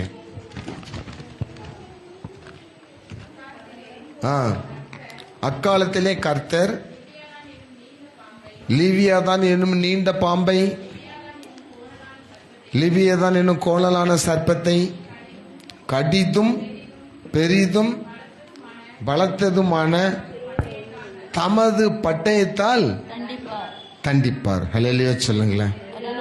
நல்ல தூக்கம் வருது சில பேருக்கு, அப்படி போதையில் இருக்க மாதிரி தூக்கம் வருது. ஆண்டவர் சொல்லுகிறாரு, கடிதும் பெரிதுமான ஒரு பயங்கர வலு சர்ப்பம். இந்த சர்ப்பம் ஆதாம் காலத்திலே இருந்தது. ஏவாளை வஞ்சித்த சர்ப்பம், பாவத்திற்கு உள்ளாக்கப்பட்ட சர்ப்பம், சர்ப்பத்தின் ஆவி அப்படின்னு இன்னைக்கு வரைக்கும் நிறைய இடத்துல இருக்குது. அந்த சர்ப்பத்தின் ஆவியினுடைய கிரியைகளை முறியெடுக்கிறதுக்காகத்தான் சில கோயில்களை என்ன செய்து இருக்குது. அங்க போய் என்ன செய்யறோம், பால் ஊத்துறோம், பழம் வைக்கிறோம், முட்டை வைக்கிறோம், அது சர்ப்பத்தை தெய்வமா நினைக்கிறோம். ஆனா சர்ப்பம் நமக்கு தெய்வமே அல்ல. சர்ப்பம் நம்மை வஞ்சித்த ஒரு ஆவி, பயங்கரமான பிசாசுன்னு சொல்லப்பட்டிருக்கு. ஏன்னா வெளிப்படுத்தல சர்ப்பம் என்று சொல்லப்படுகிற பழைய பாம்பாகிய வலு சர்ப்பத்துக்கும் மிகாவேல் தூதருக்கும் என்ன நடந்தது, யுத்தம் நடந்தது. இந்த சர்ப்பம் பூமியில என்ன செய்யப்பட்டது, தள்ளப்பட்டது. அந்த சாத்தான் பூமியில என்ன செய்யப்பட்டானா, தள்ளப்பட்டானா. தள்ளப்பட்டவனை நாம் வணங்குகிறவர்கள் அல்ல, தள்ளினவரை நாம் வணங்குகிறோம். அல்லேலூயா. தள்ளப்பட்டவைகளை நாம் வணங்கக்கூடாது, அவற்றை தள்ளின வல்லமை உள்ள தேவனை நாம் என்ன செய்கிறோம், வணங்குகிறோம். இரண்டாவது, சிருஷ்டித்தவைகளை நாம் என்ன செய்யக்கூடாது, வணங்கக்கூடாது. சிருஷ்டித்தவரை நாம என்ன செய்யணும், வணங்கணும். வானத்தையும் பூமியும் மரங்களையும் செடிகளையும் கொடுகளையும் படைத்த மிருகங்களையும் படைத்த சிருஷ்டிகரைத்தான் நம்ம வணங்கணுமே தவிர சிருஷ்டிக்கப்பட்டவைகளை வணங்கக்கூடாது. எலியை போய் எவனாவது கும்பிடுவானா, மயிலை போய் எவனாவது கும்பிடுவானா, தலை மேல பாம்பை வச்சு எவனாவது கும்பிட்டு இருப்பானா? அது எல்லாம் படைத்த ஆண்டவர் சர்வ வல்லவர் எனக்குள் இருக்கிறார். அவரை தான் நம்ம என்ன செய்யணும், வணங்கணும்னு சொல்லப்பட்டிருக்கு. அப்போ இந்த பட்டயம் இன்னைக்கு உங்களுக்கு ஆண்டவர் வாயிலிருந்து வர்ற இருப்புள்ள கருக்குள்ள பட்டயம் இன்மைதான். கொஞ்சம் நீங்க உஷாரா கவனிக்கணும். கொஞ்சம் நல்லா கவனிங்கம்மா. இப்ப நான் சொல்ல போறது ரொம்ப முக்கியமான கடைசி கிளைமாக்ஸ் மேட்ரு. எசேக்கியேல் தீர்க்கதரிசியின் புஸ்தகம் எல்லாரும் எடுத்துடுங்க. எசேக்கியேல் தீர்க்கதரிசியின் புஸ்தகம் 21ஆம் அதிகாரம். ஏன்னா 5 நிமிஷத்துல முடிக்கணும். 21ஆம் அதிகாரம் 3ஆம் வசனம்.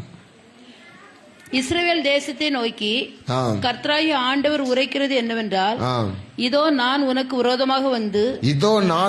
விரோதமாக வந்து என் பட்டயத்தை அதன் உரையிலிருந்து உருவி உன்னில் சன்மார்க்கனையும் துன்மார்க்கனையும் சங்காரம் பண்ணுவேன். முதல் பட்டயம், இருபுறம் கருக்குள்ள பட்டயம் அவருடைய வாயிலிருந்து என்ன செய்தது, வெளிப்பட்டது. அந்த முதல் பட்டயம் என்னதான், துன்மார்க்கன் சன்மார்க்கன் ரெண்டு பேரையும் சங்கரிக்க போகிற, சங்க அறுக்கிற ஒரு பட்டயம். பயங்கரமான வார்த்தை, சங்கரிக்கும் பட்டயம். அப்ப துன்மார்க்கன் சன்மார்க்கன் எல்லாருக்கும் தண்டனை என்ன செய்ய போகுது, வரப்போகுது. என்ன துன்மார்க்கன் சன்மார்க்கன்னா, துன்மார்க்கங்கிறவன் எல்லாருக்கும் தெரியும், அவன் தப்பு பண்றவன் பாவின்னு தெரியும். இந்த சன்மார்க்கனுங்கிறவன் துன்மார்க்கனா இருந்து சன்மார்க்கனை போல என்ன செய்யறவன் வாழ்ந்து கொண்டிருக்கிறான். அவன் நீதிமான் கிடையவே கிடையாது. கர்த்தருடைய பார்வைக்கும் பரிசுத்தனும் கிடையவே கிடையாது. வெளி வேஷம் போடுற நீங்களாம் வெள்ளடிக்கப்பட்ட கல்லறைன்னு ஆண்டவர் சொல்லிட்டாரு. நல்லவனா நான் நடந்துகிட்டு உள்ளுக்கு கெட்ட காரியம் எல்லாத்தையும் என்ன செஞ்சுட்டு வச்சிட்டு இருப்பேன். ஆண்டவர் சொல்றாரு, இந்த நல்லவனா நடக்கிறவன் உலகத்தின் பார்வைக்கு எப்படி இருப்பான், நல்லவனா இருப்பான். துன்மார்க்கனும் உலகத்தின் பார்வைக்கு துன்மார்க்கனா இருப்பான். ஆனா கர்த்தருடைய பார்வைக்கு ரெண்டு பேருமே துன்மார்க்கமான காரியங்களை செய்யறவங்க தான். ஏன்னா அவர் உள்ளங்களை ஆராய்ந்து அறிகிறவர். அப்போ ஒரு பட்டயம் வச்சிருக்கிறாரா, ரெண்டு பேரையும் க்ளோஸ் பண்றதுக்கு என்ன செய்யறாராம், பட்டயம் வச்சிருக்கிறாரு. அந்த பட்டயம் எப்படிப்பட்ட பட்டயம் என்று 9ஆம் வசனம் சொல்லுது பாருங்க. மனுபுத்திரனே, நீ தீர்க்க தரிசனம் உரைத்து சொல்ல வேண்டியது என்னவென்றால், பட்டயம் கூர்மையாக்கப்பட்டது, அது துலக்கப்பட்டும் இருக்கிறது. இப்ப நம்மளன்னு சொல்லல, நீங்களாம் ரொம்ப நல்ல பிள்ளைகள். அல்லேலூயா. நீங்களாம் கர்த்தருடைய பிள்ளைகள். ஆமேன்னு சொல்லுங்களேன். ஒருத்தர் முகத்துல அது ஆமான்னு சந்தோஷமா சொல்றதுக்கு ஒரு இது வர மாட்டீங்க பாருங்களேன். இதை விட சத்தமான பேச முடியுமா? அப்போ நாங்க கர்த்தருடைய பிள்ளைகள் சொல்லுங்களேன்.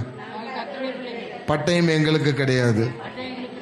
இப்படி சந்தோஷமா சொன்னா கர்த்தர் சந்தோஷப்படுவார். எங்க பட்டயம் எனக்கு வந்துரும் சொன்னா உள்ளுக்கு மேட்டர் என்ன செய்யுது, இருக்குன்னு அர்த்தம். இங்க பட்டயத்தை குறித்து சொல்லப்பட்டிருக்கு. பட்டயம் என்ன செய்யப்பட்டதான், கூர்மையாக்கப்பட்டது. அது என்ன செய்தான்? துலக்கப்படப்பட்டது. 15ஆம் வசனத்தை வாசித்து பாருங்க. அவர்களுடைய இருதயம் கரைந்து, அவர்களுடைய இருதயம் கரைந்து, அவர்களுடைய இடையூறுகள் திரளாகும்படி பட்டயத்தின் கூர்மையான அவர்களுடைய எல்லா வாசல்களுக்கும் நேரிட கட்டளையிடுவேன். அது மின்னும்படியாக மின்னும்படியாக பதப்படுத்தப்பட்டு வெட்டும்படியாக தீட்டி வைக்கப்பட்டது. கிளீனா இப்ப எப்படி இருக்கு அந்த பட்டயம்? சங்கார பட்டயம் ஒண்ணு ஆயத்தமா இருக்கு, தீட்டி பல என்ன செய்யுது இருக்குது. வெட்டுறக்கு இப்ப கரெக்டா டைமுக்கு அது என்ன பதப்படுத்தப்பட்டு என்ன செய்யுது இருக்குது. பட்டயம் பார்க்க எப்படி இருக்கு? பலன்னு மின்னுது. நம்ம வெட்டுறதுக்கு தான் அது ஆயத்தமா என்ன செய்து இருக்குது. ஆமாவா? ஆமான்னா நீ பாவின்னு அர்த்தம். என்ன வெட்டுறக்கு இல்ல சொல்லுங்களேன். இந்த பட்டயம் என்னை வெட்டாது. நான் கர்த்தருடைய பிள்ளை. ஏன்னா பைபிள் சொல்லுது பாருங்க. எரேமியா 39ஆம் அதிகாரம் 18ஆம் வசனத்தை வாசித்து பாருங்க. எரேமியா 39ஆம் அதிகாரம் 18ஆம் வசனம். உன்னை நிச்சயமாக விடுவிப்பேன்,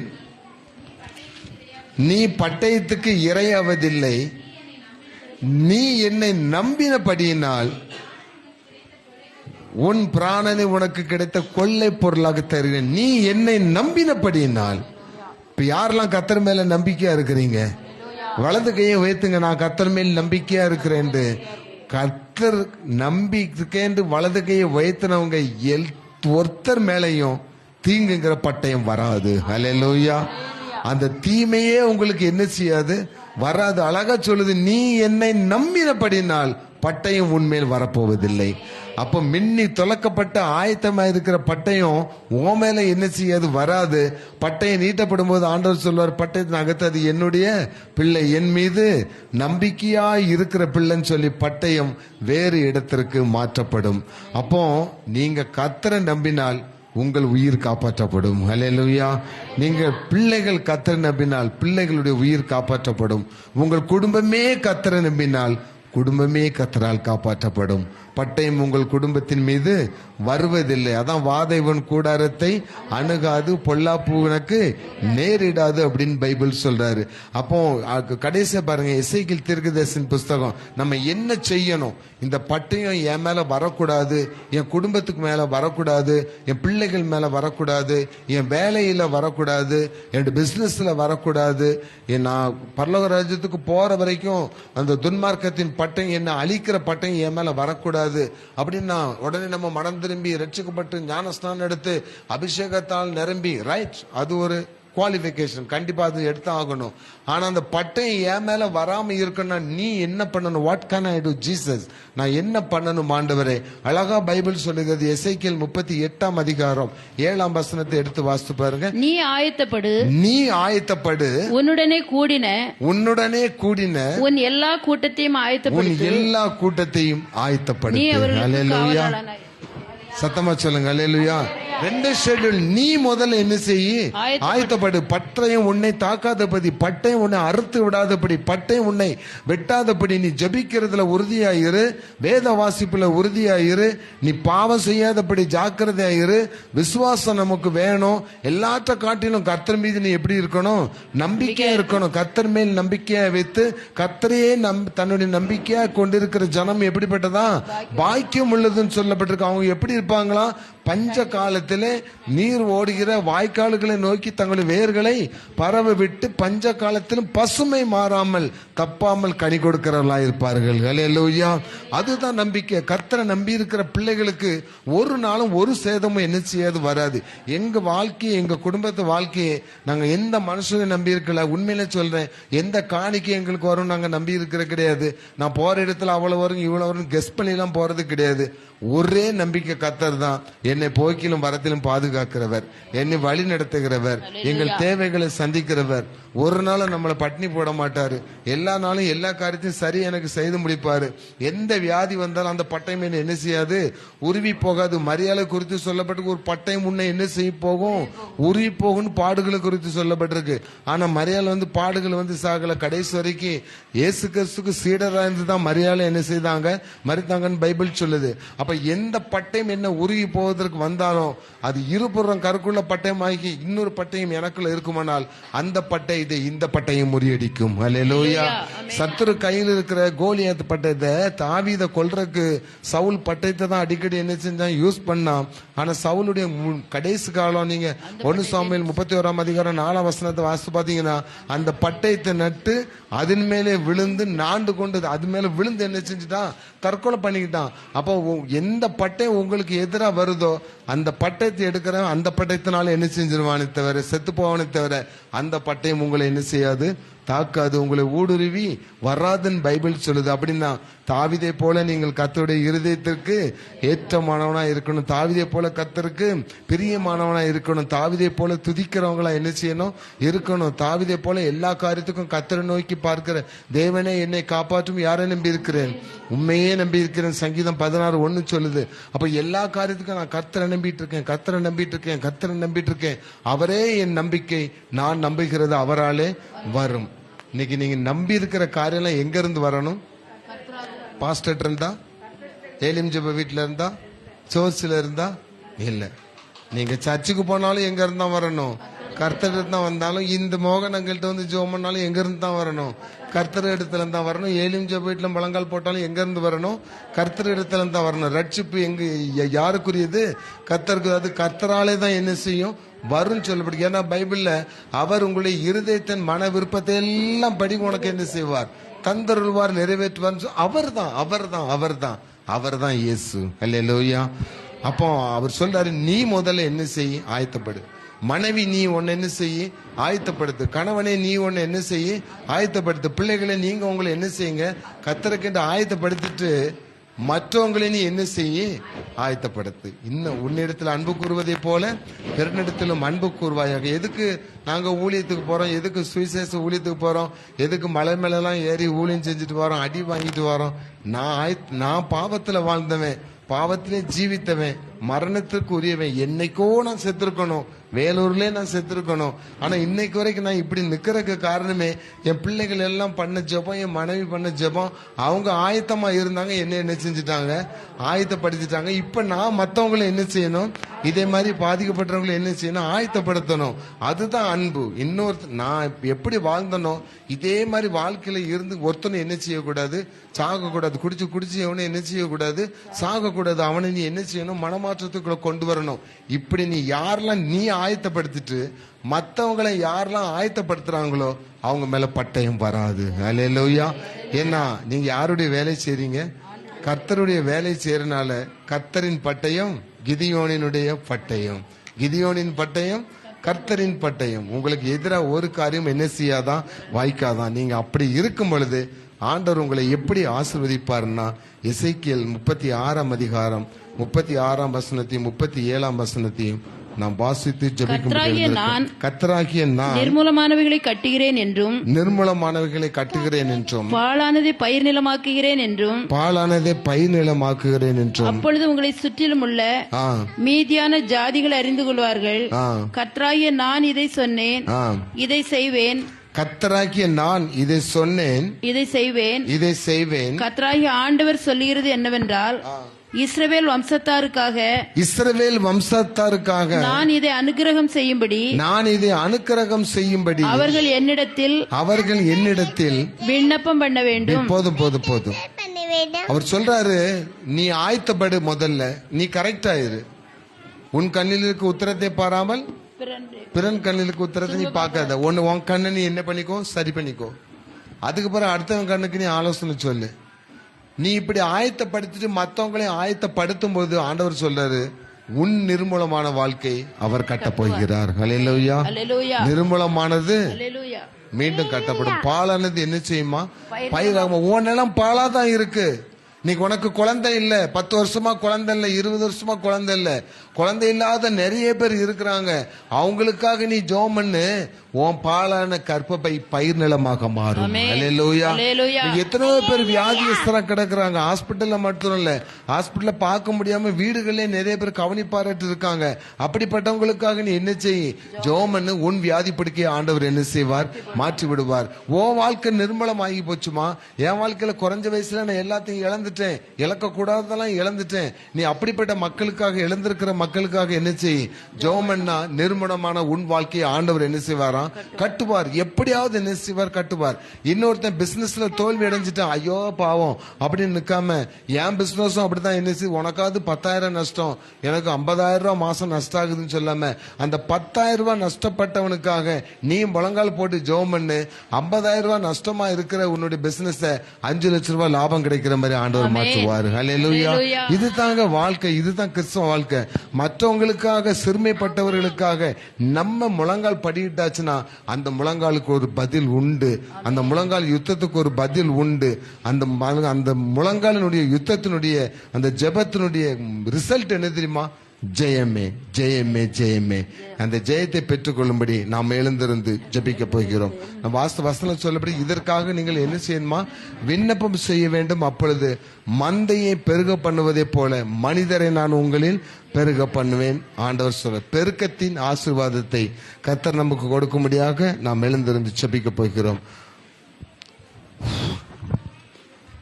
ஆண்டவர்கிட்ட ஒப்பு கொடுப்போமா? ஆண்டவரே, இந்த உபவாச நாளிலே எங்களுக்காக நீர் வைத்திருக்கிற பட்டயம் எப்படிப்பட்டதுன்னு எங்களுக்கு தெரியாதப்பா. அது எங்களை வெட்ட போகிறதா? நாங்கள் செய்த பாவத்திற்கு, நாங்கள் செய்த அக்கிரமத்துக்கு தண்டனையான பட்டயம் வேணும் ஆண்டவரே. உன் வாசஸ்தலம் நிர்மூலமாகாதபடி பாருன்னு சொல்லியிருக்கீங்க. எங்கள் குடும்பத்தில் உள்ள பிள்ளைகள் யாரையும் பட்டயம் தாக்காதபடி நாங்கள் எல்லாருமே கர்த்தருடைய குடும்பமாய் மாறும்படி நீ அதற்காக விண்ணப்பம் பண்ண வேண்டும் சொன்னீங்க. நீ விண்ணப்பத்தை கேட்கிற கடவுள், எங்களை நாங்கள் ஒப்பு கொடுக்கிறோம். இந்த ஆராதனைக்கு வந்திருக்கிற ஒவ்வொருவரையும் ஒப்பு கொடுக்கிறோம். எங்கள் விண்ணப்பத்தை கேட்பவரே, எங்கள் கண்ணீரை காண்பவரே, உம்மால் கூடும், எல்லாம் கூடும். ஹல்லேலூயா. ஒப்பு கொடுப்போமா?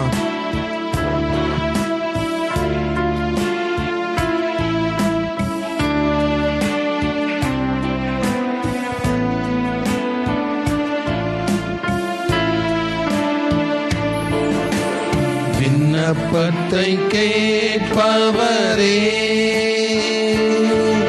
என் கண்ணீரை காண்பவரே, சுகம் தருபவரே, ஸ்தோத்திரம் இயேசையா. எங்கள் விண்ணப்பத்தை கேட்பவரே, என் கண்ணீரை காண்பவரே, சுகம் தருபவரே, ஸ்தோத்திரம் இயேசையா. உம்மால் கூடும், எல்லாம் கூடும், ஒரு வார்த்தை சொன்னால் போதும். ஐயா, உம்மால் கூடும், எல்லாம் கூடும், ஒரு வார்த்தை சொன்னால் போதும். ஐயா, ஒரு வார்த்தை சொன்னால் போதும். ஐயா, ஒரு வார்த்தை சொன்னால் போதும். எங்கள் விண்ணப்பத்தை கேட்பவரே, என் கண்ணீரை காண்பவரே, சுகம் தருபவரே, ஸ்தோத்திரம் இயேசையா. ஜெபம் பண்ண கடவோம். எங்களை நேசிக்கிற எங்கள் நல்ல தகப்பனே, எங்கள் கர்த்தராகிய இயேசு கிறிஸ்துவே, எங்கள் ராஜாதி ராஜாவே, எங்கள் மகிமையின் நம்பிக்கையானவரே, உம்மை நாங்கள் நன்றியோடு துதிக்கிறோம், சோதரிக்கிறோம். அப்பா, இதோ வனாந்தரத்திலே கால்நடையாய் உம்மை தேடி வந்து பசியோடும் தாகத்தோடும் இருந்து உம்முடைய வார்த்தைகளை கேட்ட ஜனங்களுக்கு நீர் அற்புதம் செய்தீர், அதிசயம் செய்தீர். வியாதிகளை சுகமாக்கினீர், நோய்களை சுகமாக்கினீர். குருடர்கள் பார்த்தார்கள், செவிடர்கள் கேட்டார்கள், ஊமையர்கள் பேசினார்கள், பிசாசுகள் துரத்தப்பட்டது, அற்புதம் நடந்ததப்பா. நீர் அவர்களுக்கு ஆகாரம் கொடுத்தீர், அவர்களை போஷித்தீர், மீதமெடுக்க உதவி செய்தீர். இதோ உம்மை தேடி இந்த நேரத்தில் வந்திருக்கிற அருமையான இந்த குடும்பத்தினரை, அருமையான வாலிப பிள்ளைகளை, அருமையான குட்டி பிள்ளைகளை, ஆண்டவரே அருமையான பெரியவர்களை ஒவ்வொருவரையும் ஆண்டவரே நீர் வனாந்தரத்தில் போஷித்ததை போல, வனாந்தரத்தில் நீர் உபதேசித்ததை போல, வனாந்தரத்தில் அவர்களை ஆசீர்வதித்ததை போல, இதோ நான் நிர்மூலமான உன் வாழ்க்கையை கட்டுகிறேன், பாலானனுடைய வாழ்க்கையை நான் பயிர் நிலமாக்குகிறேன் என்று சொல்லியிருக்கிறீரே. அந்த வார்த்தையின்படியும் ஆண்டவரே மந்தையை பெருக பண்ணுவதை போல உங்களில் நான் மனிதரை பெருக பண்ணுவேன் என்று குடும்பத்தின் பெருக்கத்தின் ஆசீர்வாதத்தை கத்தர் கொடுத்தீரே. இன்னைக்கு வனாந்திரமான இந்த சூழ்நிலையிலே, வனாந்திரமான வாழ்க்கையோடு ஒன்றுமே இல்லாத சூழ்நிலையில் வந்திருக்கிற இந்த இடத்துல கூடி வந்திருக்கிற மக்கள், லைவ்ல இதை பார்த்துட்டு இருக்கிற குடும்பங்கள், ஒவ்வொரு குடும்பமும் கட்டப்படுவதாக, ஒவ்வொரு குடும்பத்தின் நிர்மூலங்களும் மாற்றப்படுவதாக, பாலானவைகள் பயிர் நிலமாக ஆகுவதாக, கற்பத்தின் கனிகள் உண்டாவதாக, திருமணத்தின் தடைகள் நீங்குவதாக, பொருளாதார தேவைகள் சந்திக்கப்படுவதாக, கடன் பிரச்சனைகள் மாற்றப்படுவதாக. எங்கள் வாயிலிருந்து வருகிற வார்த்தைகள் ஆவியின் பட்டயம் அப்பா. அந்த பட்டயத்தினால் எங்கள் குடும்பத்துக்கு விரோதமாக, பிள்ளைகளுக்கு விரோதமாக எழும்பி இருக்கிற இந்த பிரச்சனைகளை வெட்டி வீழ்த்துகிறோம் ஆண்டவரே. எங்கள் வீட்டுக்கு விரோதமாக, வீடு கட்டுகிறவர்களுக்கு விரோதமாக, தொழிலுக்கு விரோதமாக, படிக்கிற பிள்ளைகளுக்கு விரோதமாக எழும்பி இருக்கிற சாத்தானுடைய வஞ்சனையின் காரியங்களை எங்கள் வாயிலிருந்து வருகிற ஆவிக்குரிய பட்டியமாகிய வேதிய வசனத்தை கொண்டு உம்மீது வைத்திருக்கிற நம்பிக்கையோடும் விசுவாசத்தோடும் அப்பாலே போ சாத்தானே என்று நாங்கள் கடிந்து அப்புறப்படுத்தி போடுகிறோம் அப்பா. இன்னும் சில நாட்களிலே மங்களகரமான காரியங்களுக்கான வாசல்கள் திறக்கப்படும், வாசல்கள் திறக்கப்படும். கடன் பிரச்சனைகள் ஒளிந்து போவதற்கு, கடன் பிரச்சனையிலிருந்து விடுதலை பெறுவதற்கு, ஒரு ஆரோக்கிய இந்த கடன் அடைக்கிறதுக்கு அந்த கடன் இல்லை, கடன் முற்றிலும் நீங்குவதற்கு, கடனை கொடுத்தவர்களை உங்களை மன்னிக்கும்படி ஆண்டவர் சூழ்நிலைகளை மாற்றி அங்கிருந்து ஒரு அன்பின் கிரியைகளை பிறப்பிக்கும்படி செய்வார். கர்த்தர் ஸ்கூல் ஃபீஸ் கட்ட முடியாமல் இருக்கிற குடும்பத்தினருக்கு அந்த ஃபீஸ் கட்டுவதற்கு ஏற்ற வாசல்களை திறந்து கொடுப்பார். நீயோ கடன் வாங்குவதில்லை. ஆண்டவர் கடன் வாங்க ஒரு நாளும் உங்களை விடமாட்டார். அவர் உங்களை மேன்மையாக வைப்பார், உங்கள் கண்ணீரை துடைப்பார், உங்கள் வேதனைகளை மாற்றுவார், உங்கள் வியாதிகளை மாற்றுவார், நல்ல ஞானத்தை கொடுப்பார், நல்ல அறிவை கொடுப்பார், நல்ல நினைவாற்றலை கொடுப்பார். எல்லாவற்றுக்கும் மேலாக குடும்பத்தில் சமாதானத்தை கட்டளையிடுவார், சந்தோஷத்தை கட்டளையிடுவார். அதற்கு மேலாக ஆண்டவர் சொல்லுகிறார், உன் வாயிலிருந்து வருகிற வார்த்தை அந்த ஆவின் பட்டயத்தை கொண்டு ஆண்டவர் சொல்லுகிறார், இனி இந்த திருச்சபைக்கு வருகிறவர்களை தடை செய்ய ஒருவரால் முடியாது. தடுப்பவர் எவரும் இங்கில்லை, தடுப்பவர் எவரும் இங்கில்லை. வருகிற நாட்களிலே ஒவ்வொரு ஆராதனையிலும் ஆத்துமாக்களால் நிரம்பி வழிகிற ஒரு ஆசீர்வாதமான, கர்த்தருடைய நாமத்துக்கு மகிமை உண்டாகிற, கர்த்தருடைய நாமத்தினால் அற்புதங்கள் நடக்கிற, அதிசயங்கள் நடக்கிற ஒரு பெரிய ஏலிம் ஜெப வீடாக, செழிப்புள்ள ஏலிம் ஜெப வீடாக, இல்லாத மக்களுக்கு உதவி செய்கிற ஏலிம் ஜெப வீடாக, பசியோடு வருகிறவர்களுக்கு ஆகாரம் கொடுக்கிற ஜெப வீடாக, ஆண்டவரே சிறுமைப்பட்டவர்களை தேற்றுகிற ஜெப வீடாக இந்த ஏலிம் ஜெப வீடு மாறும்.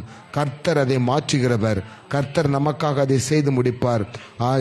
அருமையான வந்திருக்கிற ஒவ்வொரு பிள்ளைகளையும் கர்த்தர் ஆசீர்வதிங்க, ஒவ்வொரு குடும்பத்தையும் ஆசீர்வதிங்க. ஆண்டவரே நிறைய வேலைகளுக்கு மத்தியிலும் எங்களோடு வந்து இந்த ஊழியத்தில் பங்கு கொள்கிற ஒவ்வொருவருக்காகவும், கீபோர்டு வாசிக்கிற மகள் அருமையான ஷைலாவுக்காகவும், கணவருக்காகவும், பிள்ளைகளுக்காக நாங்கள் ஜெபிக்கிறோம் அப்பா. அந்த குடும்பத்தையும் கர்த்தர் ஆசீர்வதிங்க.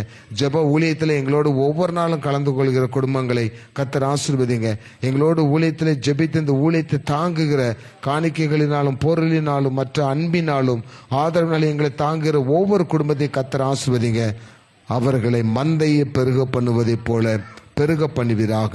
இந்த ஏலிம் ஜெப வீட்டுக்கிற சண்டே கிளாஸ் பிள்ளைகள், படிக்கிற பிள்ளைகள் ஒருவரும் இனி குறைந்து போவதில்லை. ஆண்டவர் அவர்களை உயர்த்துகிற தேவன். உயர்த்துவதற்காக சோத்திரம். உங்கள் குடும்பங்களிலே சமாதானம் உண்டாவதாக. உன்னதத்தில் இருக்கிற தேவனுக்கு மகிமையும், பூமியிலே சமாதானமும், மனுஷர் மேல் பிரியமும் உண்டாவதாக. அல்லேலூயா. கர்த்தர் உங்களை ஆசீர்வதிப்பாராக. இயேசுவின் நாமத்தில் ஜெபிக்கிறோம் பிதாவே, ஆமென். என் ஆத்துமாவே கர்த்தரை பரிசுத்த நாமத்தை சோத்திரி. என் ஆத்துமாவே கர்த்தரை சோத்திரி. கர்த்தர் செய்த சகல உபகாரங்களை மறவாதே. ஆமென், ஆமென், ஆமென்.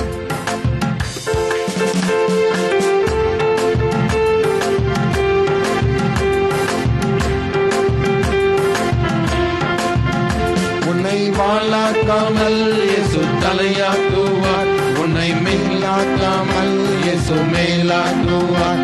உன்னை வாளாக்காமல் இயேசு தலையாக்குவார். உன்னை கீழாக்காமல் இயேசு மேலாக்குவார். ஜெயம் ஜெயம் அல்லேலூயா, ஜெயம் ஜெயம் அல்லேலூயா, ஜெயம் ஜெயம் அல்லேலூயா, ஜெயம் ஜெயம் அல்லேலூயா. இஸ்ரவேலே நீ பயப்படாதே, இஸ்ரவேலே நீ பயப்படாதே, கரம் பிடித்து உன்னை நடத்தி செல்வார், கரம் பிடித்து உன்னை நடத்தி செல்வார். ஜெயம் ஜெயம் அல்லேலூயா, ஜெயம் ஜெயம் அல்லேலூயா, ஜெயம் ஜெயம் அல்லேலூயா, ஜெயம் ஜெயம் அல்லேலூயா. உன்னை வாளாக்காமல் இயேசு தலையாக்குவார்.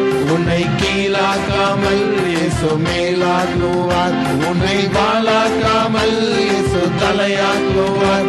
உன்னை கீழாக்காமல் இயேசு மேலாக்குவார். ஜெயம் ஜெயம் அல்லேலூயா, ஜெயம் ஜெயம் அல்லேலூயா, ஜெயம் ஜெயம் அல்லேலூயா, ஜெயம் ஜெயம் அல்லேலூயா. அல்லேலூயா, அல்லேலூயா. அப்படி பக்கத்துல கைப்பிடிச்சுலுங்க. ஜெயம் கொடுக்கிற தேவனுக்கு சோதரன். உன்னை வாளாக்காமல் தலையாக்குவார். கர்த்தர் அந்த வார்த்தையின்படி உங்களை ஆசீர்வதிப்பாராக. ஆமென்.